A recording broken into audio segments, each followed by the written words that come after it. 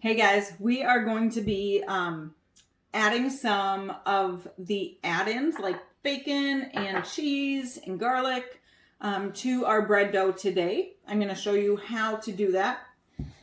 I have some sourdough that has been rising all day. I have forgotten about it for the last hour, so it is quite overly poofy. I don't think that's going to impact too much. Should be all right. Instead of 6 turns, I think I did 8, or I let it overdo for about an extra hour. So it looks extra puffy. All right, so we've got it. Right here, we're going to divide it in half.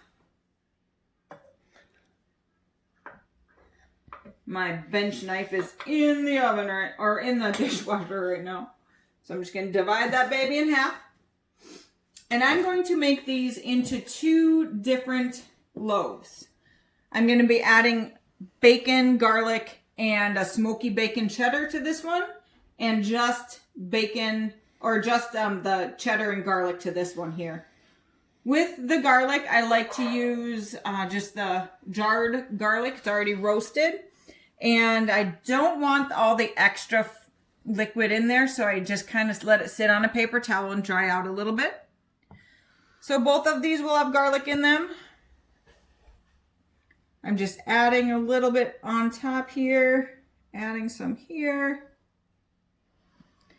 Maybe about a teaspoon in each one here. And then this guy, I'm just going to add the cheddar. And I'm just doing a real thin layer, trying to get it evenly in there. This guy's going to be the smoky bacon cheddar and the bacon. Now remember, we do need to shape these twice. So I'm using about 1/4 of my materials that I need for this. For the garlic, and then 1/4 of the cheese. The bacon, we're going to try and get him to stay on his own side there.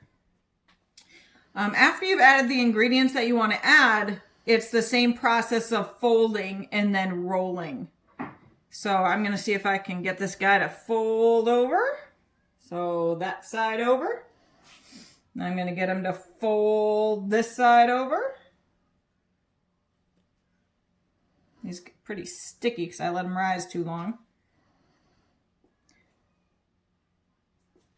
Fold the bottom up to the top. And then top down to the bottom. I did not divide these guys evenly. My bad. Now I'm going to flip him over. All right, guys. I'm not pressing very hard on the outside of my loaf. I need to flour my hands a little bit better. I like to create just a little pile that I can pull from.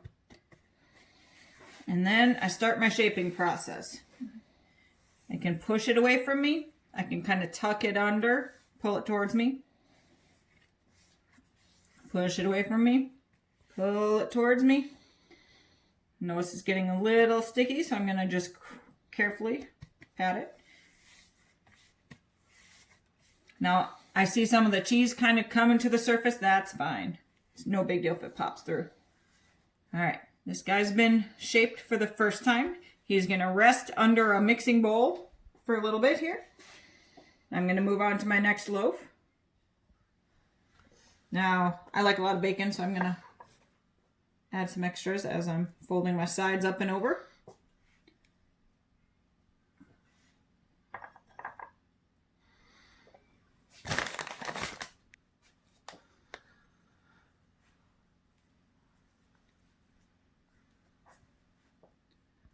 And shove that in there. Here we go. And then I'm going to flip it over. And I'm going to, once again, flour the outside so it's not quite as sticky. Flour my hands. And then begin to shape it.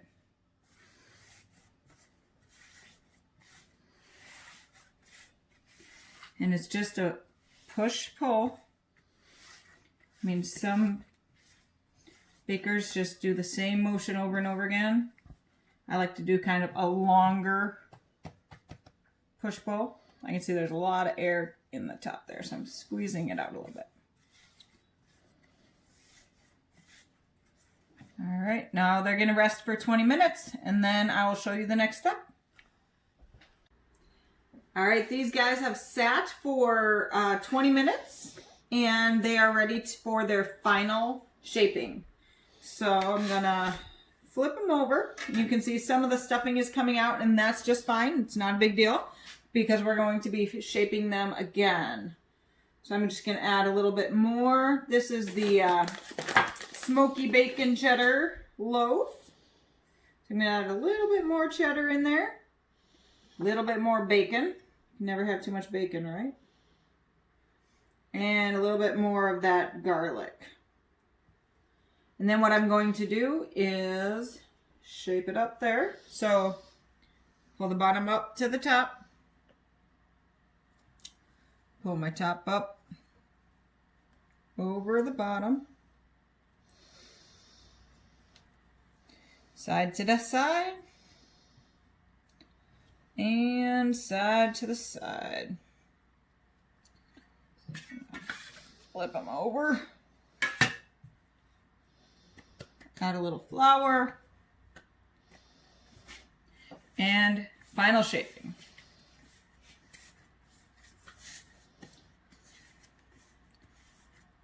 Now I have round bannetons. A lot of you are using round bowls. If you had an oval banneton, instead of trying to make your shape round, you would simply end with it in an oval shape. But like I said, my bannetons are round. I prefer round. I just think it makes a nicer loaf. So this guy's going to sit there now for just about 25 seconds because I'm going to shape this loaf. And then they're both going to go into their bannetons and they will wind up going in my refrigerator for at least 24 hours. And this guy was simply garlic and cheddar. I'm going to add another layer of flavors. A little bit more cheese.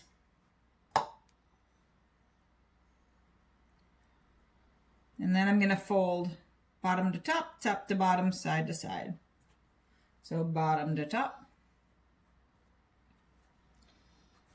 Top to bottom, just kind of tucking everything in there. Side up and over. It's almost like a little burrito. He's too fat. I stuffed him too much.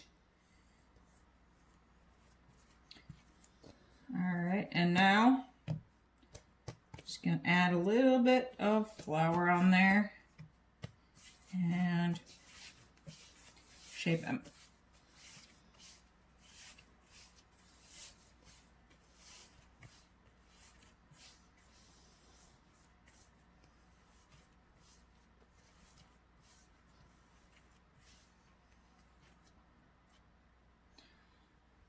All right, now I'm gonna put my first loaf, pick it up, flip it upside down.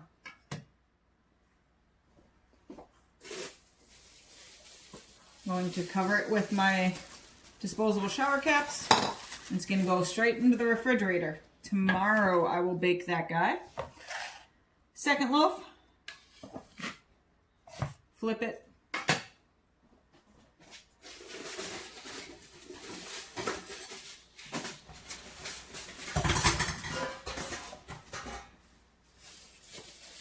Cover it with the reusable cap or floured towel, and you're good to go.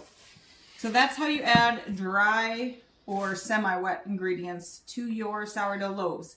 Just be sure when you go to bake these guys that you do layer some of that rice flour or some flour on top before you flip it into your cast iron pot. Because if there's any cheese or bacon or anything that comes in contact with that 500-degree pot, it's going to stick. So make sure that you're adding some flour to the bottom of the loaf before you flip it in there. All right, we'll see you again.